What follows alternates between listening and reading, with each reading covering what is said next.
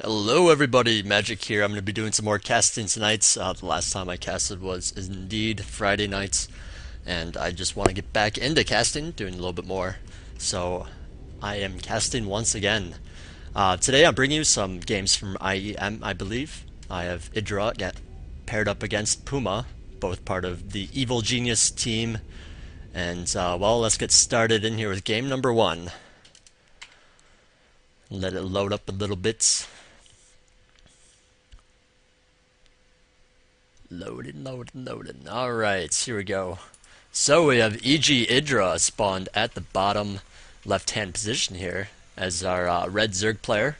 And at the close air position from that position, also at the bottom left, we have EGPuMa spawned as our blue Terran player.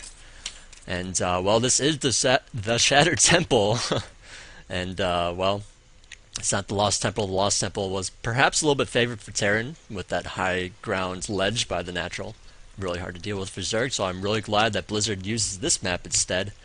But yeah, it is good for Zerg, and it's also good for Terran. It really depends on how you play. You know, the expansions are in good spots and whatnot. And, well, I consider it fairly balanced. So let's see what this SCV doing. He's building a supply depot right at the normal wall choke at the top of the ramp there. Not going to be doing a fast expand down at the bottom there, but just putting up a supply depot at the top, doing a very safe build. You know, once he's scouted, you know, it's kind of like, you know, Zerg could just maybe bust in there. There's really not much Terran can do. It's not really the best idea for Terran to fast expand on this kind of map. I mean, the map is fairly large, but on other bigger maps, like say Typhon Peaks, it is more of a thing that you see. So anyways, another barracks going down. Not going to be doing a command center after that supply depot. Just going to be doing a barracks, very standard build. Looks like the Overlord was scouted by that SCV, and now the Overlord is now going to be moving on into the rest of that, making sure that there is a standard play going on.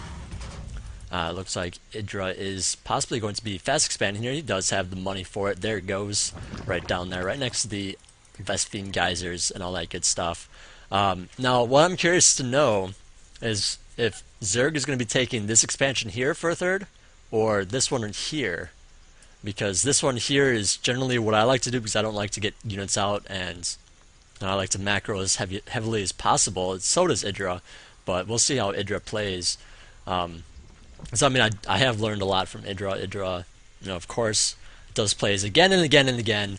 Is super good at it, and you know, it's kind of, he's the kind of guy where like he'll do the same exact thing time and time and time again, and just say, hey, you know what? You're just gonna lose to this because I am just that good. You may know what I'm doing, but you're still gonna lose because I am just awesome. So, EGIdrA being that kind of player, I don't expect him to do anything too fancy. But then again, I haven't really seen EGIdrA play in quite a little bit of time, so we'll see what he actually does. Looks like that drone was pulled off to go after that SCV, but looks like he's going to be just fine. You know, that SCV does not look like he's going to be building a bunker anytime soon. Meanwhile, it does look like Puma is going to be fast expanding after that barracks. Just getting that barracks, command center, refinery, and all that good stuff. Actually, double refinery, it looks like. So he's probably gearing up to do some kind of tech play with that early command center. You know, Zerg players absolutely hate to attack a Terran base. You know, they got siege tanks and walls and bunkers and shit, and it's like, how do you get in there? So, it is a pretty safe play to do, but at the same time, if you try to pair it up, you know, expanding, if you try to pair it up with tech, it can be hard to hold. So we'll see what Puma decides to do if he does do tech. You know, with those refineries, he pretty much has to. So I believe he will be teching up at least the Hellions, maybe some Banshees, maybe doing a drop with those Hellions. But anyways, there's that factory going down, and I'm sure he has it timed out perfectly so that Zerg can't really do much about it. You know, you do a certain scout, you see that he's always going hatchery first. You know, I don't have to worry about anything right away.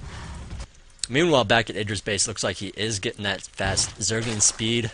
Very trademark part of EGIdrA. He'd like to get that speed up, get two Zerglings out. There's those two Zerglings, just to scout. You know, one maybe at the watchtower, one to run around. Looks like he actually got a second pair. One's holding the watchtower. And, well, we'll see how he goes from there. It looks like he's chosen to leave one guy in the gas just to save up some gas for a layer, you know, once he gets enough.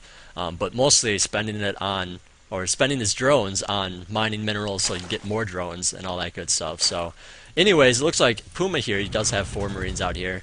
Going to be placing a bunker to gear up for that expansion. He does have a second factory going on, so he did tech up pretty hard. He's getting that tech lab off that first one. And we'll see if he gets up Hellions or not. You know, sometimes players just like to get that fast tank up and just defend with it for now. Okay, he's going to go Hellions with the Blue Flame. So that's actually going to be a good plan to do. It's not really so much that you absolutely have to do a whole bunch of damage with these guys. You don't have to kill off a bunch of drones. It's more of the map control thing. You know, take control of the watchtower. You know, Zerg obviously feels very comfortable with that watchtower. You know when your opponent's coming. You know what he has.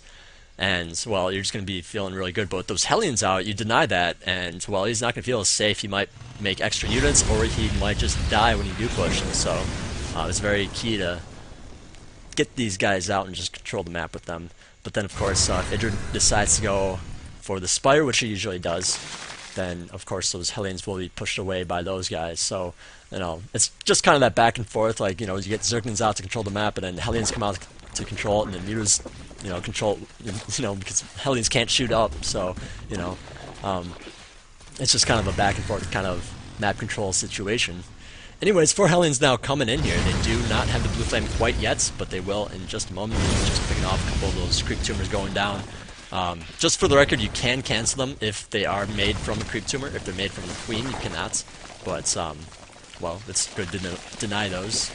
And, well, it's not really easy to just cancel them. You know, you have to be really fast, know what's going on. You know, I'm sure most people are busy with base stuff. So if you can't pick them off, or I mean, if you can't cancel them, I should say, then it's not a big deal. Meanwhile, back in Puma's base, looks like he has a little bit of a wall here with those supply depots, making sure that it's a little bit harder for Zerglings to get over there. You could add on like a barracks here or something like that, and have an extra awesome wall, but we'll see what he does. It looks like 3 barracks altogether now. He does have 2 factories pumping out some tanks now, and a Spire is halfway completed already. With that in mind, the Hellions, you know, they aren't going to stick around the middle too long. Looks like Puma has drawn them back. Actually, no, they're just kind of waiting in the front, making sure making sure that the creep spread does not continue. You know, once that creep gets around the map, it's really hard for Terran to engage properly. You know, Zerglings and Banelings and things just roll in there and just destroy the heck out of the place. And, well, once those mutas come out, those Hellions are going to have to go goodbye. Oh, he's trying to get up a creep tumor. It looks like it was canceled this time. Very good, Mr. EGIdrA. But, yeah, EGIdRA's pretty much feeling pretty safe. He does have some Zerglings out just in case, but I doubt that he'll really need them. So, good players like Puma, you know, he's definitely not going to roll in there and sacrifice all of his Hellions just for a few drone kills. You know, especially since Zerg players can just macro them right back up, it's really no big deal. It does set him back a little bit, but I mean, it's not as nearly as much as something that would suck if you were Terran or Protoss, where it's like every worker is produced one at a time, and it's like a big deal, you know? So, anyways, Mutalisks are out now. He looks like he's going to be waiting for a couple more. Nope, he's just going to roll right on out now that there's 6 of them. Going to get rid of those Hellions and possibly do some good harassment. Looks like EGIdrA did choose to expand at the top here. He did take out the rocks with those Zerglings earlier. And, well, he's going to be feeling pretty comfortable with that. So that's pretty much the safer end of things. You definitely want to take that and then maybe take the gold a little bit later. You know, you just don't want the gold right away as Zerg. I mean, it's kind of like you can get it, but since tanks and things, you know, if your opponent is good, he's going to siege his tanks up properly, and it's going to be really hard to break that position. So, I mean, if tanks are sieged up right here, you know, especially if you don't have creep, you know, if tanks are sieged up there, it's just going to be so hard to break. You don't want to deal with that. It's better just to take that third on the high ground there. So, anyways, Puma is gearing up to take that third as well. I'm not sure if he's going to be taking the gold. Actually, it looks like he is going to be taking the gold. He does not have the rocks there anymore. So that's going to be pretty awesome. Looks like some Mutalisks are rolling in here, going to be taking out that supply depot. Possibly, nope, the Marines have come to the rescue. They do not have stim, actually, so they're not going to overstim, but at the same time, it means they can't really get to places too fast. Looks like he's just going to leave them there by that supply depot. And, well, there's another turret at the front there, so... well, a couple of Hellions snuck by, but it looks like, well, those Mutalisks are in hot pursuit. We'll see if those Hellions are able to do any more damage to those creep tumors or to these units. They're really just out to scout, but, you know, if they pick off a couple units, it's a good trade-off. Looks like one was taken out there. Looks like another one is almost dead. We'll see if those Mulists do finally catch up. It looks like he's going to get a shot off. There it is, and there's that dead Hellion. 2 more left, and it looks like he's going to be retreating back to the home front. Puma sitting with a lot of tanks here, going to be sitting pretty good. Looks like actually he's going to be rolling out. He does have a drop prepared, but looks like the Mules are going to be intercepting that. Yet that medevac runs right into those Mules. It does get killed off, and that is a big loss by Puma here. 8 Marines and 1 medevac. You know, I like to joke around and say Marines are free because Mules are just ridiculous, but you know, it is kind of a hurtful thing. You know, you don't want to lose those guys, and it looks like Puma is just gearing up to expand here. Now you have to be pretty careful in this kind of position when you're taking a third as Terran. Of course, this third is pretty close, but at the same time, you know, there is a little bit of area here for Zerglings to run by, and Zerglings can always run by up here. So it's really kind of an interesting situation. You know, where do I set up my guys exactly? Well, you set them up in the middle, and that's exactly what Puma is doing here. Set them up in the middle, making sure there's no run-bys to either location, and then his Marines can, of course, stim to wherever they need to be. So, anyways, lots of Mulists here. Actually, EGIdrA has a huge Mutalisk flock here. Rolling on in. He does, or Puma only has 1 missile turret there. It's going to be taken out, and the SVs taking a little bit of damage, but looks like the Marines were there in plenty of time. And, well, EGIdRA's just going to be picking off a couple of SCVs when he can. Looks like the supply depot is on fire now. I wonder if it's going to be burning down or not. And, well, there's another stim, so these Marines are already really damaged. It looks like the Mulists are just going to be picking off the rest of them. And now the Mulists have free reign over these missile turret, I guess, going up, and the SCVs. Well, it looks like Puma is possibly going to be losing a couple more supply depots here. He's supply blocked right now. The Marines are stemming to come into the play here to defend, but it's a little bit too late. He did lose, you know, like 200 minerals from those 2 supply depots, plus the SCVs and the missile turrets. And, well, a very good trade-off by EGIdRA. Meanwhile, it looks like EGIdRA did set up a 4th base here. He does have well, a few drones here. You know, doesn't want to get too many, doesn't want to over drone too much. You know, I'm sure that's something that he has a lot of practice with. You know, for me, for example, you know, I tend to over drone a lot, and then it's like, okay, I need to, you know, bring it back, get some units out, and you know, let's make sure I don't die. And then, you know, if I actually do it like that, then I actually win more games because, you know, I already have a lot of drones. You know, you don't want to over drone and then just get screwed. So. EGIdRA just being very smart, biting off only as much as he can chew with those mutas and just having enough guys out. So anyways, lots of mutas here, almost a full set here of, what is it, it's 24? Yeah, because each one is 8. But it looks like EGIdRA just going to be moving some guys around, just going to be running back up there and running back down apparently. But a couple of Zerglings are out to scout around, look for some expansions and all that good stuff. I'm not sure, actually I don't think he knows about that expansion. Yeah, he does not know about this expansion. He saw the missile turret going up there, so I'm sure he knows that there's probably an expansion there. And, well, we'll see what EGIdRA decides to do next. It looks like the Mulists are just flocking around, going to be choosing what they kill in the main here. And Puma doesn't have a lot of missile turrets, but he does have a Thor out now. That Thor is definitely going to be keeping those Mulists at bay. Now, he could magic box him, but by the time the Thor actually dies, like, the Marines will be there. So, I mean, there's really no point. Why risk all your Mutalists for a Thor you might not even be able to kill? So, very wisely pulled back right there. Anyways, it looks like there is another drop. The Zerglings did manage to find it. And while the Zerglings are going to be picked off here, maybe 1 Marine? Nope, not 1 Marine. Marines are just going to survive. But he does know the drop is underway. It looks like the drop's just going to head back home and not deal with it. You know, not going to deal with possibly getting spotted and killed off. Looks like Puma here does have 1 Marine out. He was just kind of checking for expansions. I'm sure he had it rallied to this lower end position. Let's see when that went up and then re-rallied it when that expansion went down. It's just a very good way to, you know, keep an eye on expansions. Like, usually when players expand, they send a couple units, make sure that it's safe, you know, so that your opponent doesn't find you there, and then expand. But with that rallying Marine, with a really long rally, it's like, okay, your Marine might not, or that Marine might not be there when your army decides to clear it out and you expand, so he actually gets there a little bit later, right when you know, the guys are right when the expansion goes down. Anyways, Mila's trying to do a little bit of damage there, but it looks like the Marines are not far behind. And, well, Puma taking another base. It looks like it's just such a heavy macro game here. It looks like EGIdRA is going for that Ultralisk Cavern, going to be getting out some Ultras. It is at 18 minutes already. You know, these players are pretty much just sitting back and macroing up. which is fine. You know, they can just, you know, feel each other out, you know, play it easy. This is the first game, of course, so I mean, that's really how most players like to play it. Just play very safe, you know, pick your battles, you know, play pretty standard with, you know, knowing what to do and what not to do. And so, well, it looks like all the mules are coming over to that high ground expansion. It looks like it just has way too many missile turrets. Plus, the Marines are there, not too far behind, so those mulists are going to have to pull back. I'm not sure what this tank is doing, but he's coming over here. He's going to be picked off by all those mutists, and same with these couple of Marines out here. I don't know what the heck they're doing out there, but, well, they were there.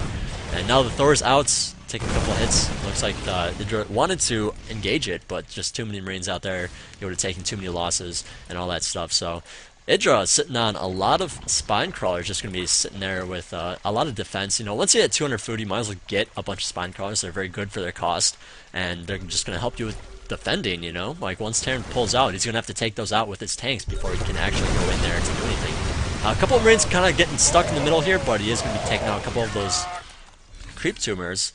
And, well, I'd say that was a good trade-off for Terran, you know, to get rid of some of that creep so that you don't have to deal with that, because that really sucks, that creep like all the way up to your base. And holy crud, there is a Nidus Worm going up. There is a nice worm going up in the main here. EGIdrA does have all of his mutants there, making sure that it's safe, but looks like the Thor, oh, the Thor's not going after the mutants, going straight for the nice canal. And while the Marines are here to take it off, it does get picked off, and EGIdRA's not going to be able to bust in there with that, but he does have the mutants cleaning up a lot of it. A lot of Marines and whatnot. Looks like these two engineering bases are going to go down.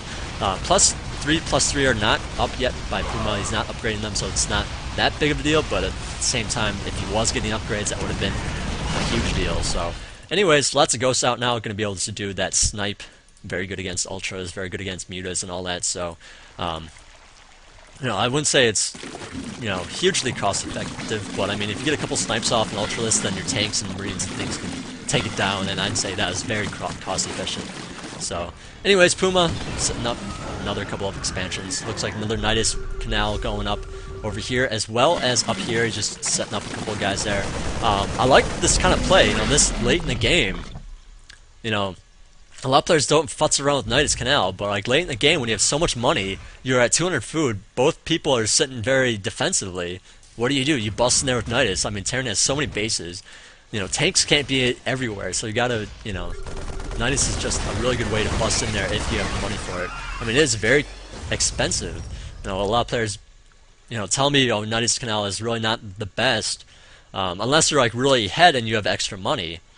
But EGIdrA right now, you know, I'd say actually he is ahead just because he is just so good at macro, you know, was able to defend against any kind of early push, and at the same time, right now he just has so much money with 200 food, you might as well bust in there with some Nidus. And holy crud, there's a drop from over here in the main of Puma, and Ultralisks and Zerglings coming out here, as well as a nice canal coming up here.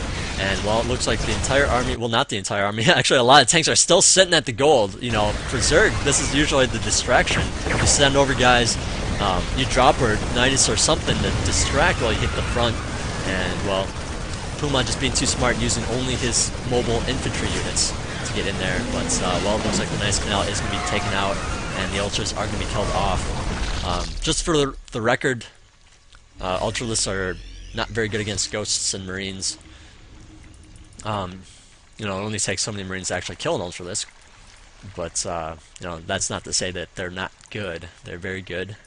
They're just better against mech units. Yeah.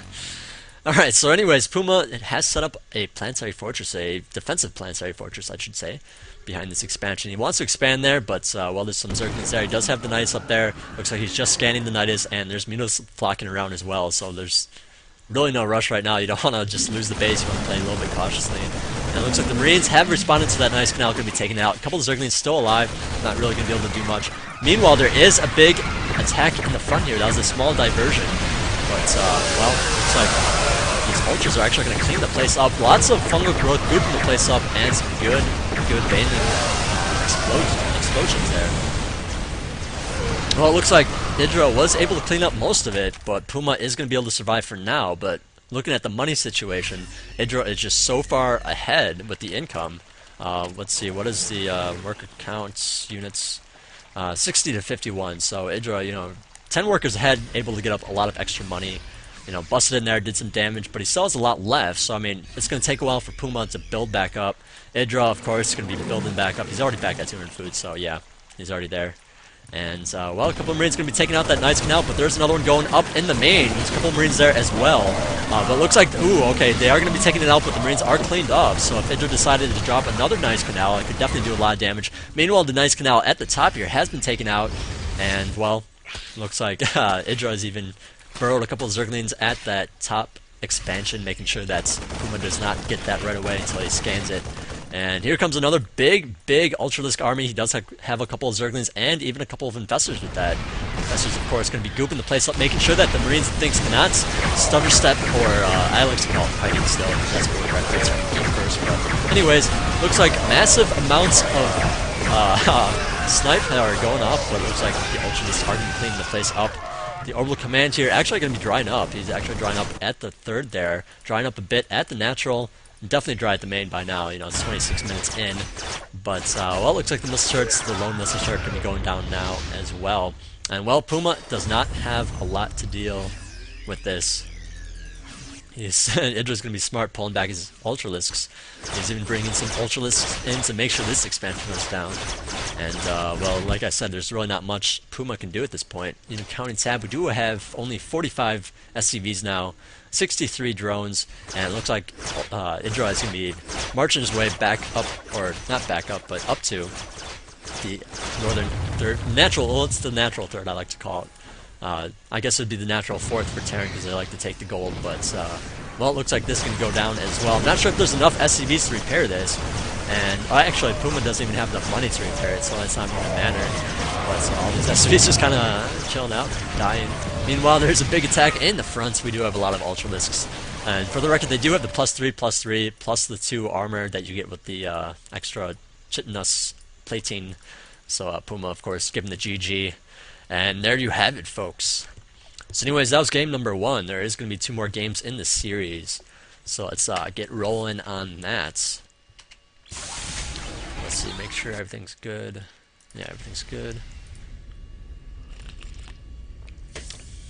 Yeah, that's right, I decided to put up an overlay whenever I'm looking at trying to load up the next replay, so the game time isn't revealed or anything.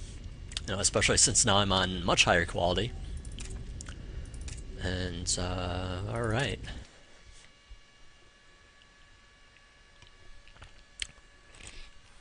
Alright. Game number 2, we have EGIdrA spawned at the top left-hand position here as our red Zerg player. His opponent, once again, Mr. EGPuMa, spawned at the bottom right, so it is cross positions on Tal'Darim Altar. Tal'Darim Altar, I guess. I don't know. I like to pronounce it Tal'Darim, but I guess that's wrong, so never mind that. So, anyways, it is a big map. I do expect it to be a fairly heavy macro game. Last game I was saying that, players like to just do, like to play standard on that kind of sized map for a Shattered Temple, but on this kind of map, this map's kind of large, so I would not be surprised if Terran decided to fast expand. And with that in mind, if Terran decides to fast expand, a lot of Zerg players like to just do a 6-pool then. Say, you know what, you're going to expand, I know it because it's a big map, I'm just going to go in there and 6-pool you. Of course, EGIdRA, we know, is not doing that since he's droning up. We'll see when he decides to put that pool down, or if he decides to go hatch first. I do know EGIdRA loves the hatch first, but I'm not sure if he still tries to pull it off 100% of the time, depending on what's going on. This is just a very good map for cheese. It's a very good map for playing aggressively with expansions. So, I don't know, generally you see a lot of standard play just because that, if someone cheeses you, then yeah, you're ready for it. Or, you don't try to get away with too many expansions unless you see what your opponent's doing. It looks like EGIdRA is going to be expanding, though, not going to be putting up a pool or anything like that. And, well, sitting pretty comfortably. I like to do the hatch first against Terran. I try to get away with it, even in close positions on, like, Metalopolis or something, but, I'm sure EGIdRA might be smarter than that. Anyways, it looks like a drone is going to be coming out to scout now. Terran not setting up not scouting, but he is setting up a command center right at that choke there. So not playing standard, definitely going to be going with that command center after the supply depot, right on 15. Not going to be putting up that barracks at 11 or 12. Usually 11, but some players suck, so whatever. Anyways, another barracks going up. Actually, he's getting a refinery as well, so it looks like he's probably going to be doing a tech play with that expansion. And we'll just see how much he's able to get away with in terms of tech and economy. Knowing EGIdrA, a lot of these players know EGIdrA pretty well. I mean, I'm sure a lot of people do. EGIdrA does not like to do early aggression. He likes to sit back and say, you know what, attack me, I dare you. Lose some guys, I don't care. I'll just expand and just kill you later on, I'm just that good. So, I mean, Puma, I think, is banking on that, just saying, okay, he's not going to be attacking me, I'm just going to be expanding right now. Because there's nothing you can do about it because you're not used to it, and you're not really going to go in there and attack. That's not who you are. So, anyways, back at EGIdRA's base, looks like he's going to get that gas for the Zergling speed now, just to be a little bit extra safe. If a couple of mains come out, you can just surround him and say, hey, you know what? That was a bad idea. You shouldn't have done that. You've got to think twice next time. Because speed Zerglings will just kill off any kind of small attack that you might have. So, anyways, it looks like the expansion by Puma is not going to be doing much as of yet. Apparently, okay, he's going to be getting that orbital command now that he had enough money. Apparently, he wanted that factory really bad. I don't blame him one bit. I mean, if you're going to be doing a tech play with an expansion play, you want to get your units out fast. So that factory is going to be coming first before that orbital command, or that second orbital command, I should say. So, once that's up, I believe he's going to be pumping out some mules and some SCVs with that. Ooh, wow, he's even going for a starport. Now, this is asking for quite a lot. I mean, he only has one Marine standing guard right now. But once again, knowing EGIdRA is probably not going to be busting it in there. Going to be playing a little bit more aggressively with that technology and expansions. It's not something I would suggest on the ladder, is all I'm saying, Like, I know a lot of players that try to get away with a lot of tech and expansions. And I mean, I'm just saying that Puma is just doing it right now because he knows his opponent, because he knows EGIdRA is not going to be attacking there anytime soon, because that is not how EGIdRA likes to play. So, anyways, back at EGIdRA's base, looks like he's taking the second gas, just going to be leaving the guys in the first gas after that Zergling speed. Probably going to be taking up to lair pretty soon after, and, well, he's even getting a third extractor. Well, I do wonder when he's going to be taking the next expansion. He doesn't have a ton of minerals for drones, but he's droning up pretty good. To get the gas right away, but he got it soon thereafter to get the speed. Delayed just a little bit. I think a lot of players, if they're doing EGIdRA's style, and just getting the fast Zergling speed with the expansion, it's like, well, in certain maps you can delay the gas a little bit, and feel safe. Because it's just such a long position. You can scout your opponent and see, okay, he's not going to barracks. I can be a little bit more aggressive with my, delay the gas a little bit so that I can get up some extra drones and all that good stuff. Just get, because you need minerals for drones, you don't need gas. So if you got guys in the gas, you're taking away from, guys that could be drones. Anyways, enough of that ranting. We do have that evolution chamber going up. I believe EGIdRA is probably going to be getting that fast +1. There it is. Banding nest going up. Usually players like to get that evolution chamber around this time, because that's when Cloaked Banshee gets here, and that is exactly what's happening right now. Cloaked Banshee on the way here. EGIdRA, or Puma, excuse me, going for that tech lab on that starports. Going to be getting up a lot of good stuff and keeping up a good harass. Now, EGIdRA doesn't really need spore crawlers right away. You can just put them up a little bit later. Of course, that's a little bit dangerous. You do want to try to see what's going on. Okay, he does find the Banshee. I'm pretty sure that Hellion does have the watchtower. But the Zerglings did find it, so I believe he's probably going to be putting up a couple of spore crawlers. Perhaps not. He does have a couple of queens here, an extra queen, so it's not going to be a big deal. He does have that Overseer coming up as well. So just that early little bit of knowing is going to save him for later. So, anyways, just going to be chilling back with those queens. And actually, yeah, okay, he does have a third queen. I was wondering if that was only 2 queens. I was going to say that was kind of pretty bold and risky with the defense there. But EGIdRA going for the Spire like always. He loves his Spire. He loves his Zergling, Baneling, and Muleless combo against Terran. That's just an awesome combo if you didn't know. And, well, I think EGIdRA is very known for it. And, well, it looks like a couple of Zerglings out just to chase away a couple of Hellions. I don't believe that they have the Blue Flame. Nope, they do not. So now it becomes Okay, when does Puma expand? Looks like it's going to be expanding right now in due time. But those mules are going to be popping out. I don't know if he's going to be able to really hold so many positions. He has to get up quite a few missile turrets, I believe, to hold that. Meanwhile, EGIdrA is going to be expanding at the third and all that good stuff.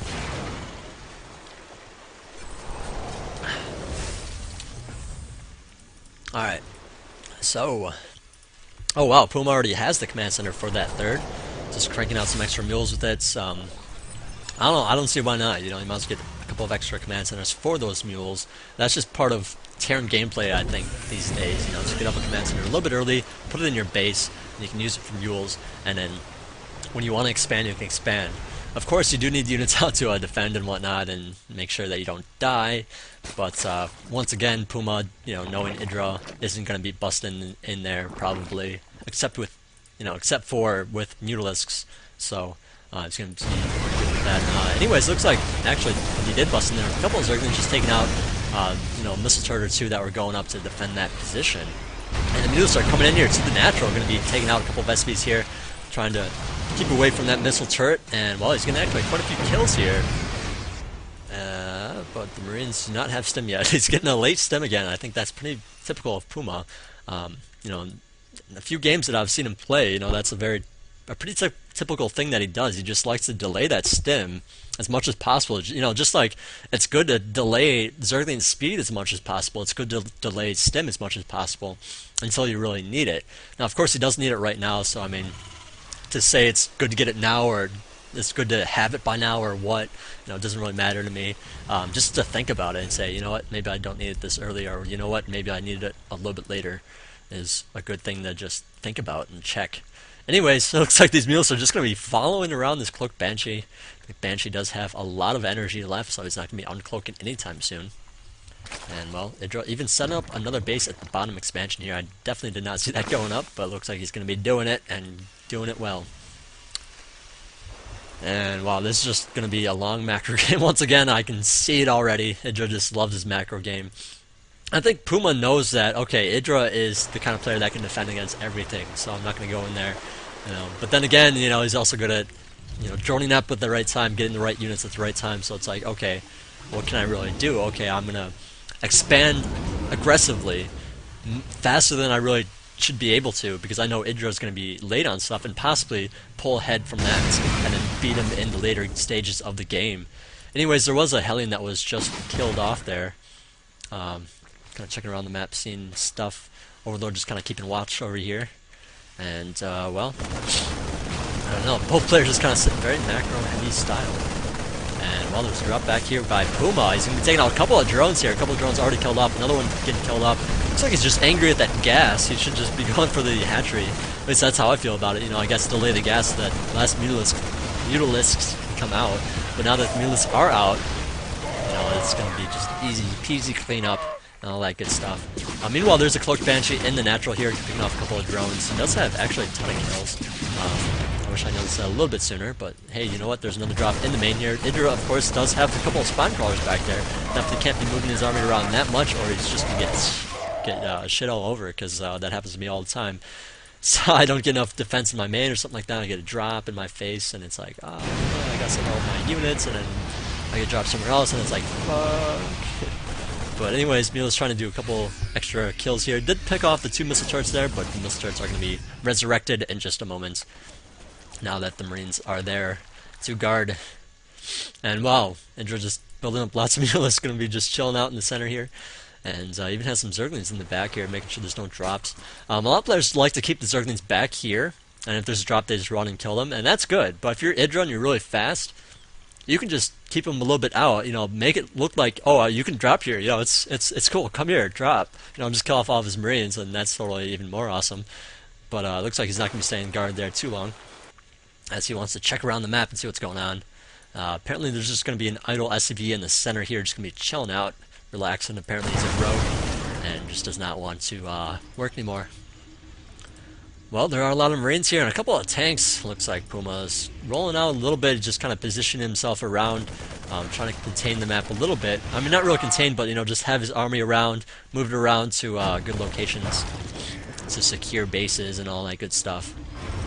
Something that's kind of hard to do, once if your opponent's going mutas, like this is an awesome map for mutas in my opinion because, against Terran anyway, because Terran's going to want to push with his tanks and marines together, defend each spot individually, otherwise he's just going to get ransacked by Zerglings or something. So I mean, to have mutas, something that's just so mobile, you can fly around and do so much damage and so many different things, pick off things left and right just like that, and just be in so many places at once, whereas Puma can only be in one place at a time, which means it's going to be really hard to defend so many positions, and once he gets up a fourth, that's going to be just so hard for him to defend. IEDRA, and with this kind of plays, you can expand a lot because your opponent is not really running around as much as he wants to be. But anyways, looks like the Mulists are going to be engaging a little bit. Zerglings are there as well. The tanks just sieged up, but there's just so many Marines. I'm not sure. There's just, well, it looks like IEDRA's actually going to be cleaning up pretty well. He does have a lot of Marines to deal with still, but he took out all the tanks. But there's just way too many Mulists here to kill him off. Now, IEDRA did lose a couple of mutas there, but I'd say that was a much better engagement for him just because the medevacs and things do add that extra cost that add up to the Mutalisk. Just killing a bunch of Marines doesn't really mean much. Oh man, but there's a drop in the back here. I totally missed it, but there's...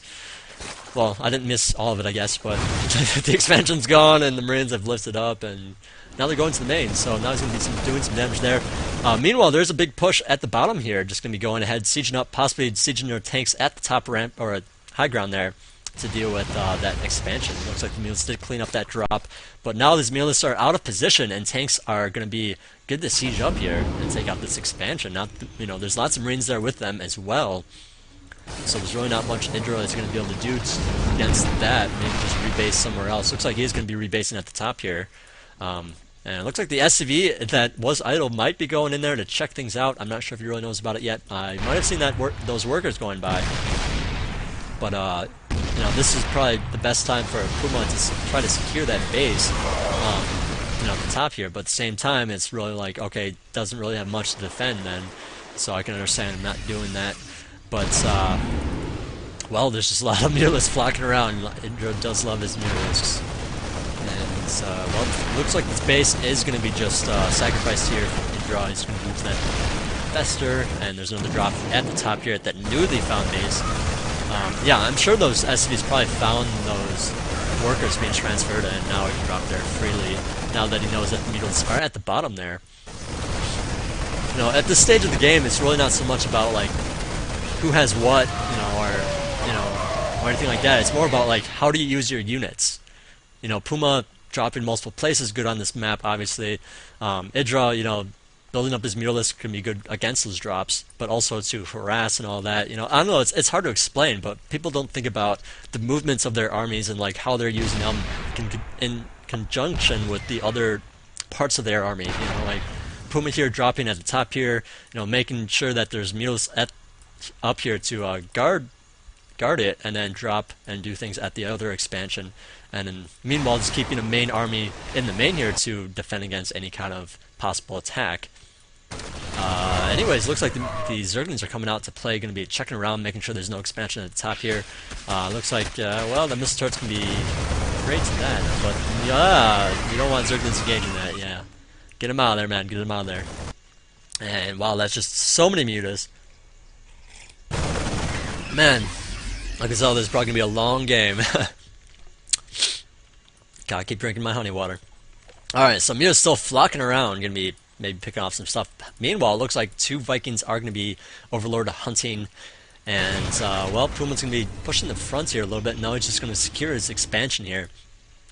Just for the record, when you're expanding here, it's good to have your army around, this area here, and push along that, side, just so that it's harder for your Zerg opponents to get to that expansion. It's kind of in a way defending it, but at the same time on this kind of map, it's kind of like let's just have free reign, and well, he's able to just destroy whatever he wants in the natural and the main then, because I mean it is a large distance between those areas. It doesn't look like it's that far on the map, but like it actually is quite a far distance. And now this base is just under so much damage.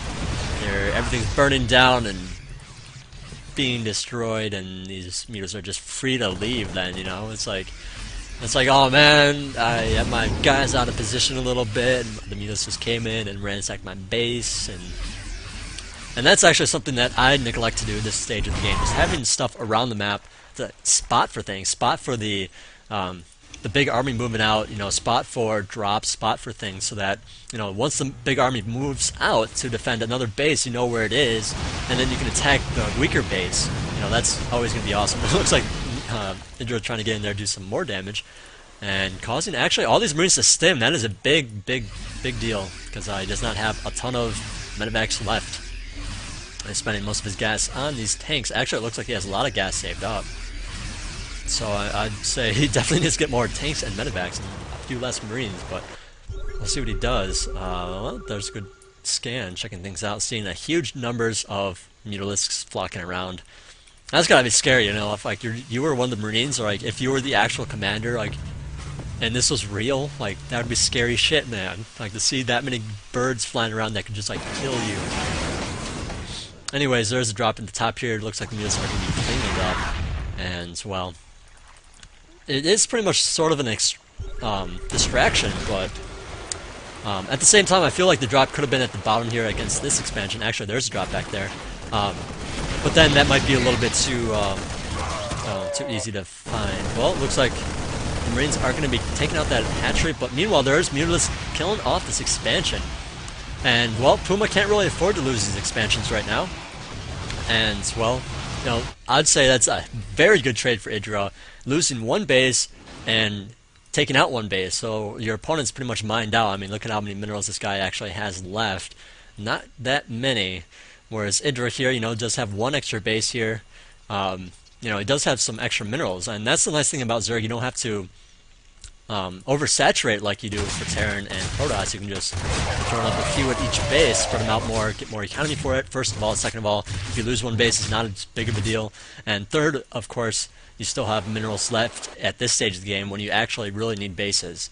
So, anyways, it looks like the mutas count has been dropped. Looks like the Thor only has one kill. I'm surprised. Where did all those mutas go? Apparently the Marines just ate them up. But there are Broodlords on the field here. Broodlord's going to be rolling in there. They're going right through the center. I see a lot of players go and do that, but they send the Broodlords alone, and it's like, what the heck are you doing? You're just going to lose your Broodlords. And, well, you know what? You just got to send them together. Send them with your mutas. Send them with your Zerglings. And say, hey, you know what? If you want to attack these Broodlords, you're going to lose a whole lot of fucking guys. Boom, sitting pretty defensively. Probably knows that this is happening. He has some Vikings out, making sure that these Broodlords do not control the field. And, well, there is a lot of investors there, full of energy. I don't know if they're able to get close enough to those Marine clusters. That could be a big deal. It looks like there was one fungal growth on those Vikings. And yeah, I mean, Vikings don't really have a ton of hit points. They have enough, but not a ton. So that fungal growth going to be doing quite a bit of damage, but well, worth it in any case, as infestors usually just run and die anyways. So they only have 90 hit points. Come on, they die pretty darn fast. Alright, so EGIdrA just set up so many bases. He does have two going up right at the top here and right at the bottom. Very good spread out positions. Makes it hard to drop multiple locations and all that good stuff. So there is another drop at this base, but there's no tanks to help out, so I don't believe it's going to be able to do too much. Maybe just pick off a couple of drones, maybe just that extractor. I'm not really sure. So, anyways, big army coming out. He does have a lot of Marines here with the +3/+3. Those are very dangerous Marines. I don't believe EGIdrA, does he have? Okay, he does have the +3/+3, so it's actually just canceled out. Banelings and Zerglings, well, they only get so much damage per upgrade. So it pretty much is canceled out. If you're 3 and 3, it's the same as being O against O. So that's pretty good. But anyways, looks like EGIdrA sending Puma sending this entire force to take out this expansion. He knows that this is a fairly key expansion, and at the same time, he finds this expansion on the way. That's going to be a very key spot as well. So EGIdrA, is in danger of losing a bunch of stuff. There's a couple of Infested over here from this Infestor taking out a couple of SCVs, but the big engagement is about to happen here. EGIdrA does have a lot of Mutalisk and Broodlords flying around. A couple of other guys as well, but now the tanks are sieged up, and Puma probably going to be able to take out this base. EGIdrA doesn't really have a lot against it. There's just so many Marines and Thors. He doesn't actually have a lot of Vikings, so actually the Broodlords might be able to do something about it. I'm not really too sure, but this is a huge thing. EGIdrA looks like he's just kind of confused as to what to do. Okay, he's going to be going in there. No, it's at that moment when you have to decide, okay, am I going to counterattack and cut my losses, or am I going to try to defend that position? And EGIdrA looks like he wants to defend that position with the Broodlords, but since the Broodlords are just so darn slow, oh man, they're running right into those Vikings as well. He's going to be losing a ton of Broodlords now, and well, he's not going to be able to kill off too many tanks. Looks like he already got one, but well, Puma has to be really careful that these tanks don't get too far up there. And meanwhile, there's a couple of Infestors still working at that base. And, well, looks like the tanks were taken out there. The Broodlord's still taking out a few guys. There's still a bunch left, but I don't know if there's enough Infestors and things to deal with. Ooh, oh, you don't want to get too close to that tank. Alright, well, this base is definitely going to go down. I really don't think he's going to be holding this. There's just too many tanks here, you know, and there's a huge Marine force. And, well, it looks like EGIdra's not even going to be counterattacking these mutas or anything like that. It's just going to be chilling them out, sitting over there. But, well, it looks like Broodlords are doing enough for now. EGIdra, I'm sure, is just contemplating, what the heck do I do? I'm kind of running out of bases. I need stuff. I need to play a little bit cautiously, making sure I don't lose stuff. He knows that he's controlling this base. He knows he's controlling this base with Zerglings. You know, he knows that this base is probably out. So, I mean, since he has map control with so many Zerglings things around, he can afford to be cautious. He knows that he has the game under a little bit of control. You know, he does have this base kind of slowly mining instead of quickly mining, you know, just by taking out a couple of SCVs with those Infestors. And with that in mind, ooh, there's a little bit of lag there. With that in mind, EGIdra could play a little bit more cautiously. He does have some mutas and things running around. He's just not going to throw them away trying to kill off stuff. So, you know, just probably going to secure this base at the northern position here. And, well, looks like he's pretty much going to be mined out at his third.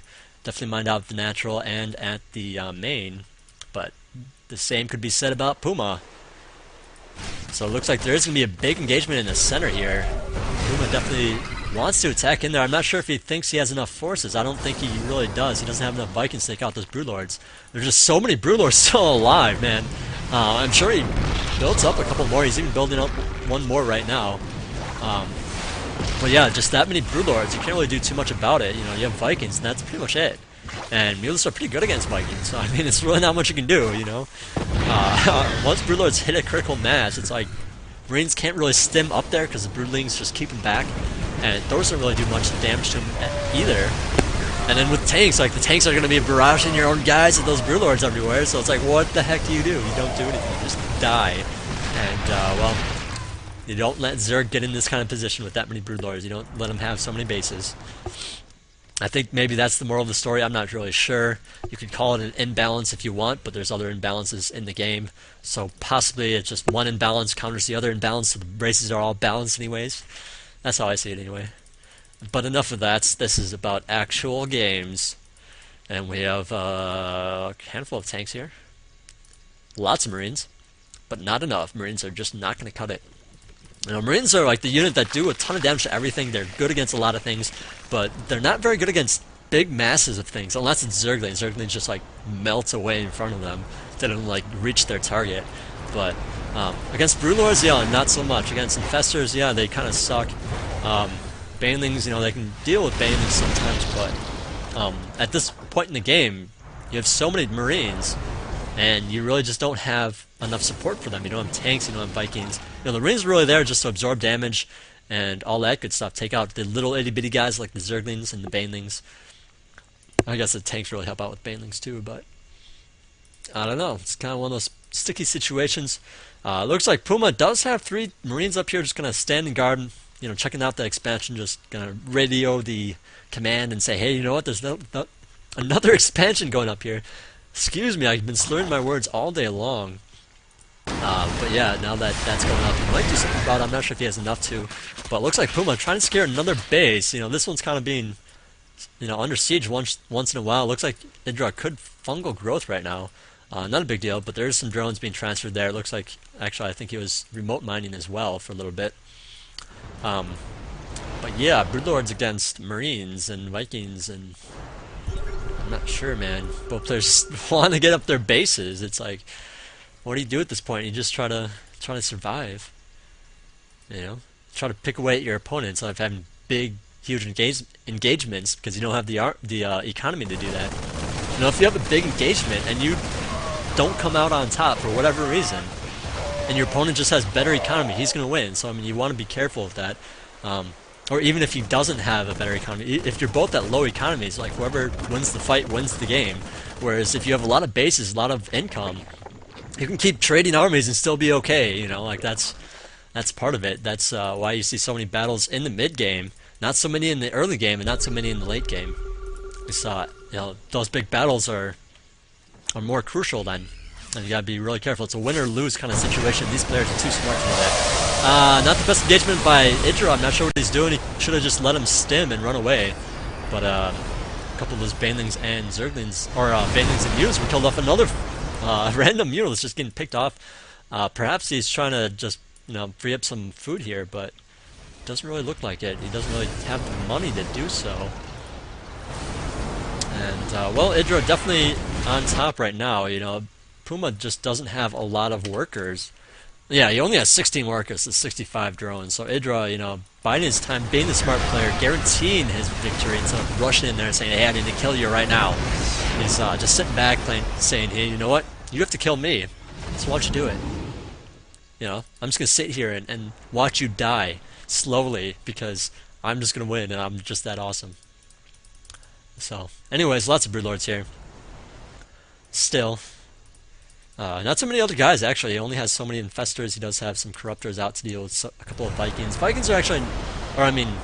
Yeah, Vikings are actually pretty good against Corruptors. Vikings, indeed, are a better trade-off against Corruptors, but, I mean, in this kind of situation, that's kind of what you want to have. You can't really rely on Infestors and Tigers or anything like that, because they just die. You know, they're very weak units and not very good anti-Viking units. Backed by tanks. Well, this engagement looks like it's going pretty good for both sides. Actually, it looks like Puma's going to be coming out on top.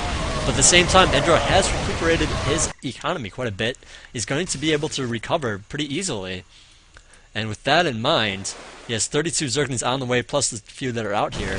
And while he was able to trade armies a little bit, you know, even though Puma came out on top, Puma just can't afford to lose his guys. And so Puma is definitely going to be losing this game. There is no doubt about it. I'm not sure what he's going to be doing. He's dropping a whole bunch, but, you know, to be perfectly honest, EGIdrA is just too good for that.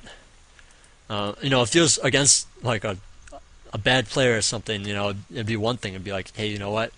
You can't multitask as well as I can. I can drop and drop and drop and drop and maybe get back in the game. But against EGIdrA, that's not going to happen. And I know, I think it's really cool that he's trying, which is really pretty awesome, actually, but there's a time to say, yeah, you know what, I lost. So EGIdRA's just too smart for that. You know, EGIdRA, he gets such a bad rap about leaving games. You know, and it's like, you know, like he leaves early when he still could have won. You know, he's saying that, okay, if my opponent is good enough, he's not going to let me still win. You know? Whereas Puma's like the opposite, it looks like. He's going to play to the end and say, you know what, screw it. I want to win. I know, even if it kills me, even if I'm like sitting here trying to win with nothing, I'm still going to try for it. So I can respect that, but I definitely respect EGIdRA's you know, view of it as well. Just, you know, okay, my opponent's obviously better than me, I should just leave. You know, or maybe he's just going to throw down some bullshit because he's pissed off, but, you know, that's just kind of what happens too, you know, you get pissed off. It's about the fun. Alright, well, actually it looks like Puma is actually recovering his losses a little bit. He does have 26 SCVs, but it looks like his base about to get ransacked, and yeah, after this I don't believe that's going to be able to recover. Yeah, he's even getting mined out at this top base. Now it's like a slow mining base. Meanwhile, it looks like he does have a couple of Marines being dropped here.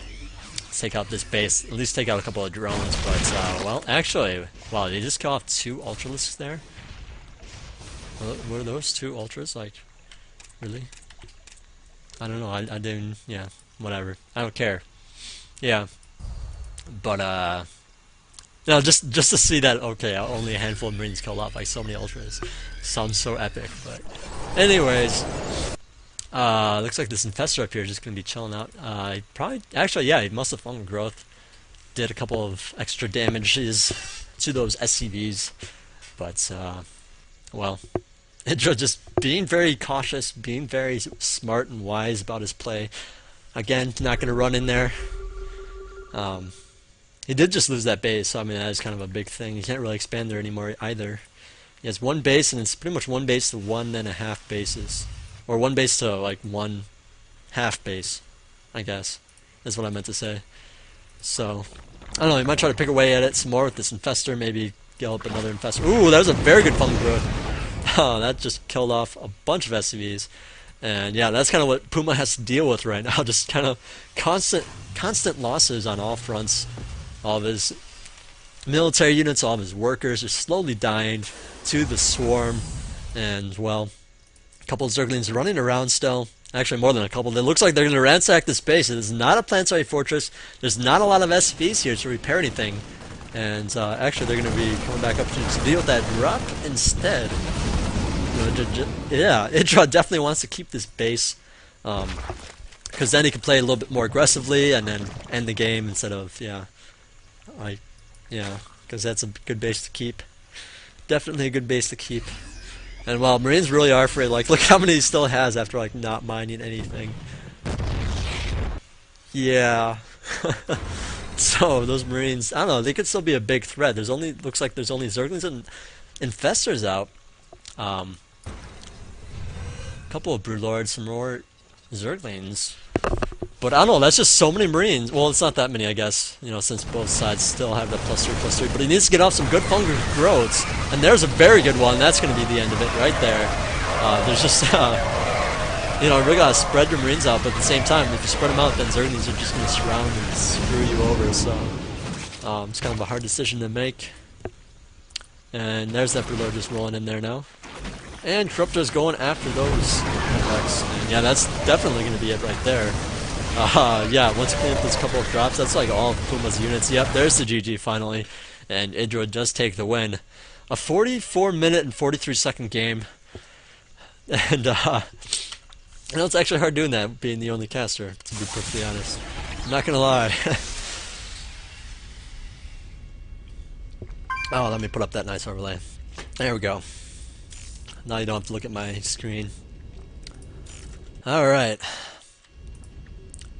Just give me a moment here to catch my breath, and I'll be casting the last game that I'm going to do today.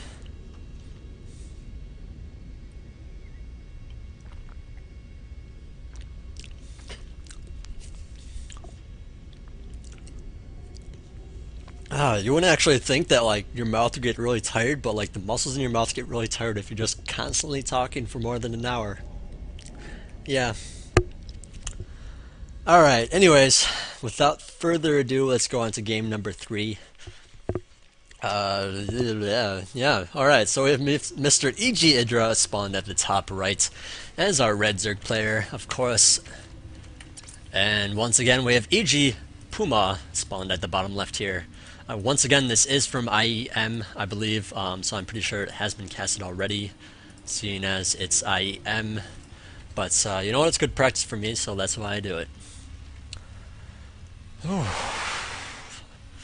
Alright, so this is Shakur's Plateau. Not the biggest map, not the smallest map. It's actually not that big at all, to be perfectly honest. It's like more on the smaller side. But you do have that small choke here, so we'll see if Puma decides to go with that Supply Depot Command Center build, or if he's going to be going more basic and doing the Supply Depot Barracks build. Because both things can really happen here. And to be perfectly honest, it's a good map, once again, for cheeses, a 6-pool or 8-pool or whatever, because of the fact that your opponent might be going for a fast command center. Once again, EGIdrA definitely not going to be doing that. You know, EGIdRA's personality doesn't allow it. He just loves his drones too much. Gotta keep building those drones and expanding, because that's what he loves and does every single day. But we'll see if he actually, you know, maybe he will do something, who knows, right? Alright, so it looks like Puma here not going to be going for that command center, just going to be going for a very basic barracks, extractor, or refinery, I should say, not extractor, and to possibly factory for Hellions and whatnots. Maybe he's going to go Reaper, I don't know. I don't think the timing's quite right for this refinery, but who knows. Well, I believe you actually need the refinery a little bit before the barracks. I don't play Terran. I don't pretend to try to know, but I'm pretty sure it's a little bit earlier if you're doing that Reaper. Unless you're doing like a Marine and then a Reaper, but then it's kind of late and I don't know, and you might get scouted anyway, so it's really kind of like whatever. So let's see. Alright, so he's going to be building that Marine, getting up a supply depot and all that good stuff. Looks like EGIdrA did decide to fast expand, get up his pool. No gas yet. He does like to delay it now. I remember he liked to get the gas right away, but now he's delaying it a bit. You know, EGIdrA actually standardized Zerg, to be 100% honest. You know, EGIdrA was such a good player. Day 9 would talk about him all the time and say, you know what, if you're playing Zerg, this is what you want to be doing. If you're completely clueless about Zerg, just take EGIdRA's style because that is working. And that's what he was talking about right when StarCraft 2 came out. And so it became such a standard thing. I mean, EGIdRA came up with the, or I mean, I'm not sure if it was only EGIdRA. I mean, I'm sure other players came up with this as well. But I think EGIdRA and Day 9, you know, the combination of the two, popularized.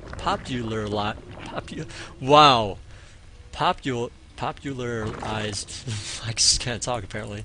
The 14 pool or the 14 extractor, 14 pool, and all that good stuff.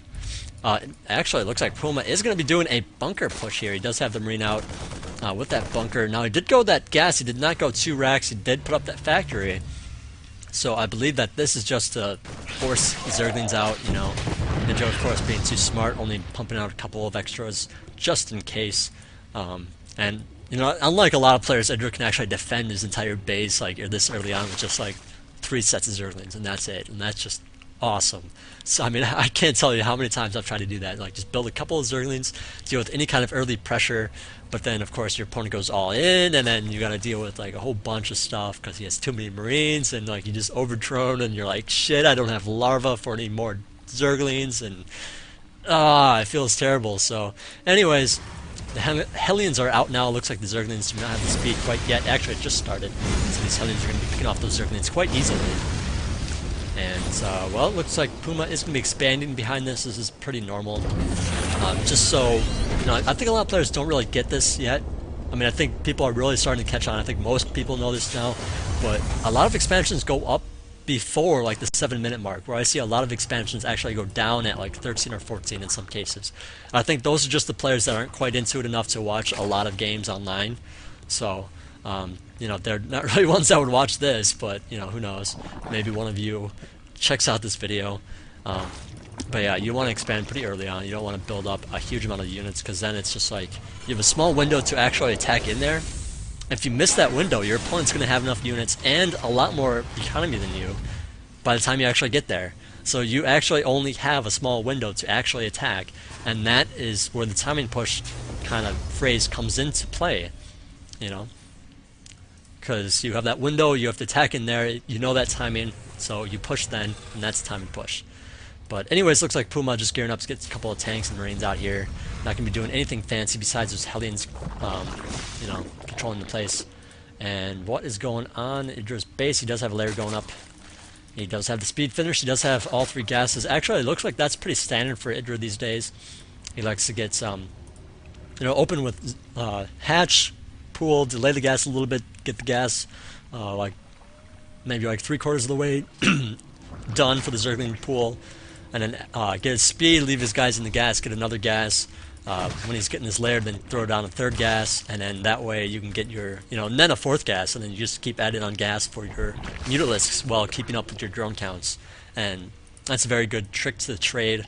That's something that Day 9 has pointed out a few times, but, you know, it hasn't really specifically said EGIdRA does this, or he hasn't specifically said, oh, you know, it's, you know, this is how you get fast mutalisks. You just add on 1 extractor at a time. He's pretty much just said, you know, you might want to think about just adding on an extractor at a time. Because a lot of players back then, I'm not sure if, I mean, I guess a lot of players still do it now, is they just add on 2 gases at a time. Like, they expand, they're like, okay, I need this gas, so I'm going to use it. I'm going to take it right away. It's like, you know, you just want to ask yourself the question, do I really need it right now? And that's what makes you a good thinker for a lot of different types of plays. You know, get your head out of the box and say, hey, you know what? You know, is this a good idea or not? Anyways, looks like Puma is going to be standing guard with his supply depot walls. And while there's some Zerglings out, Puma is going to be attacking as well. No, he's going to be pulling back now that he sees those Zerglings. The supply depots just went up, but it looks like the supply depot wall is not finished yet. Zerglings are now in the base. And it looks like Puma has decided to go for it anyway. He's going to be going straight forward to IEGIdRA's base. And he's going to be losing a lot of SVs in the meantime. He really does not have... Ooh, there's a good lift off. He's going to be lifting and dropping behind that supply depot for safety. And of course he could lift off that orbital command. Meanwhile, on the front, it looks like Puma here is going to be containing him, taking out a couple of creep tumors and whatnot. And I think he just did not want to turn back for just that many Zerglings. You know, the Zerglings would have a hard time really busting in there too much past what they did. So, you know, IEGIdRA... In that kind of situation, IEGIdRA probably doesn't have a ton of guys defending. Probably a bunch, but not a lot. But you do have to be careful once this creep is out there. It looks like he did take care of the creep a little bit. Looks like IEGIdRA is going to be putting them back. But I don't know. It's really hard for Zerg to get out of his base if that creep is not there. I cannot tell you. You know, if there's tanks sieged up there, Marines guarding the place, what the heck do? You just kind of throw your guys in there, because I mean they're coming down this small ramp and it's really hard to actually kill tanks that are like out here, you know. So it's really good to just keep up with that creep spread, and IEGIdRA just being very smart, knowing he has to keep this creep up here. And well, there's another bunch of guys here. It looks like he's scanned to kill off those creep tumors and to see what's going on up there. That's such a wide field of range from that scan, to be perfectly honest. And well, the mutas are out now. He actually has a lot of mutas here. I think he has 8. Nope, he has 9. 9 mutas out. There's a lot of Marines here, but I think IEGIdRA could probably clean it up. Of course, he would lose heavy losses, so that's not a good idea whatsoever. But yeah, IEGIdRA is trying to expand the bottom here at the same time. And well, at this point, IEGIdRA, I think, wants to just keep taking out reinforcements for this group, and that's going to be a good call. And Puma, you know, knowing that he's probably going to be doing that, is not going to bite. Going to be pulling back, making sure he doesn't lose too many guys in the middle, because that would just turn the game around. And well, yeah, looks like the mutas are now just flocking around, gonna check for expansions and hidden things, hidden objects at the top, you know. And well, Puma actually has a lot of SCVs there. Let's see, 49 SCVs to 62 drones. So actually, tons of drones by IEGIdRA. Very standard for IEGIdRA. He loves his drones, like I said. And well, we'll see what goes on here. 13 minutes into the game. Let's see what kind of upgrades we have. Zerglings have the +1 ground. The Marines have nothing. Medevacs have nothing. Looks like actually the Marines are getting the +1 right now. The Zerglings are getting the +2, so I don't know, that's going to help out huge. And when you take something like a Zergling or a Marine, like where you get a ton of them, that plus upgrade helps hugely. I can't even tell you how much. Because like you multiply 1 damage times like 80 Zerglings, and it's like that's 80 freaking damage for just a +1 for just your Zerglings, and that's right at that exact moment. Not to mention the damage you're going to get later on. I cannot stress enough how good upgrades are. Alright, so it looks like Puma's gearing up to head out of his base once again. IEGIdRA, for the record, taking another base at the bottom there. And, well, looks like the Zergling knows what's up. He knows that there's guys there. Puma, being smart, not going to go too far forward, just going to siege up there. And, ooh, killing off a couple guys that were stray. Astray, I should say. And yeah, well, lots of Zerglings coming out here now. You know, IEGIdRA, of course, could just morph those into Banelings. Ooh, there's some wow, I just cannot remember unit names today. That happens for me time to time. But anyways, he did pick off, it looked like a couple of guys. I believe probably a tank. And is now running back to clean up this drop in the back. But looks like the Zergling's already there. Of course, the Marines are still alive. And that medevac, so that medevac's going to be picked off. There it goes. And now Puma's free to run around at the bottom here. Going to be threatening some expansions, setting up in the center. That's really the safe way to push. You know, you drop, you make it look like, okay, I'm going to be over there, and then actually attack from a different location. That's the best way to do it. Anyways, a couple of Zerglings did run by here. Does have the supply depots down. Not a big deal because there weren't that many. Does have some units back there. But I did get some good intel of, hey, my army's not right here, so... So, well, man, that's a ton of mutas. He has, what, 24 mutas right there. Plus all his Zerglings and Banelings and things. Looks like he's gonna bust in there. He's getting ready to surround right now. And, ooh, this is not siege up. He's gonna go for it. He's going right in there. Lots and lots of Mutalists. But I don't think there's enough Banes to really, and Marines. Oh my god, how did they get up there? They got up there to kill up all those Marines, and now these tanks are free to die to this huge Mutalisk flock. I was gonna say, wow, okay, a lot of Marines are still alive. You should not be attacking with your Mutas, but holy cow, like, like I guess with those Mutas there, the Marines are too busy aiming up to see the Baneling right in front of them. Kabam, it's all dead. But well, this start's gonna be not constructed apparently properly because they're just gonna die, and well. Mutalisks, they don't have the +1 finished quite yet, but well, they're going to get it in just a moment. So, EGIdrA, of course, not going to be sacrificing any Mutalisks for now. It's going to be chillaxing. Talk about idle SCVs, but it looks like he's going to be going back to mining. Alright, so lots of stuff in the production tab. Looks like a lot of drones, a couple of, like one tank, I guess, a couple of Marines, and all that good stuff.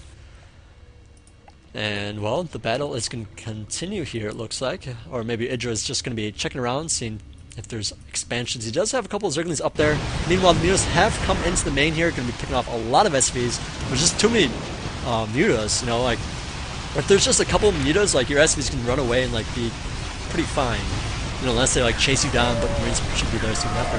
But with that many Mutas, like, they just all melt away in front of your eyes, so it's like you can't really run away too easily. It looks like he did manage to save a couple of them, but the Marines, of course, now in there to defend against it. Meanwhile, there's another counterattack at the natural threat, I should say, for Terran with that planetary fortress. And well, I don't know, Puma, you sit so defensively. And EGIdrA, I mean, EGIdrA is just so good against those drops. He knows like what's going on. He has overlords everywhere, you know. It's actually kind of a hard map to drop on, to be perfectly honest. Because you have the watchtowers in the center, that's already a huge chunk of vision. And then you have like a couple of guys up here and a couple of guys below, and you can't really see any, or you can't really get past that. Anyways, looks like Mutalisks are just running rampant. Kill off a couple of missile turrets now, working their way on the planetary fortress. And well, Puma just can't be in every spot at once. You know, this is actually a really hard map to defend so many bases on. I mean, I guess any map would be hard to defend so many bases as Terran. When you're up against that many Mutas, it's like, okay, do you leave a couple Marines there to just die, or do you know, have them all together and then, you know, try to run between all the different bases? But of course, the Mutalisks can fly, so it's not very easy. You know, like getting from this base here to this base is a cakewalk. It takes 2 seconds, right? I mean, Marines have to go all the way around, you know, like unless you have a couple of medevacs, and that's more micro and everything. So I mean, Terran players are already so preoccupied with macro and micro and things, you know, just like Zerg players definitely do not want to be doing that. They want to, you know, that's just such a difficult thing to deal with. You know, Zerg players also dealing with drops is a tough thing. So it looks like the Mutalisks are back in greater numbers, and these Marines, well, I don't know if there's enough Marines there. Looks like there was an overstim, and well, he's gonna have to repair that. You know, of course, repair does cost some money. I mean, I think it's a little bit cheaper, but ooh, all the Banelings are coming in here as well, and Zerglings are running rampant as well. Everything's just exploding, and these tanks are not gonna be able to deal with it. There's just way too much shit on the battlefield.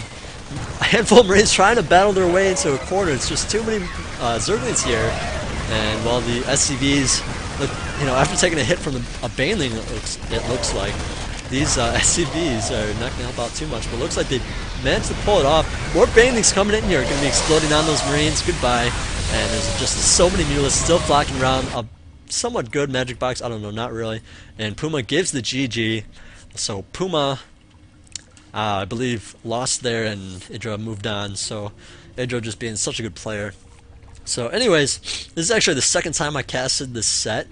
I casted the first time on Friday, and then I realized that my I actually clicked the like local recording instead of the you know, online recording. So it wasn't actually online. I was like, oh, okay, whatever, I can just upload it. But apparently my mic wasn't on either, so it's just like a fiasco. I ended up casting a different set of my friend Dragon Fury, so you can check that out as well.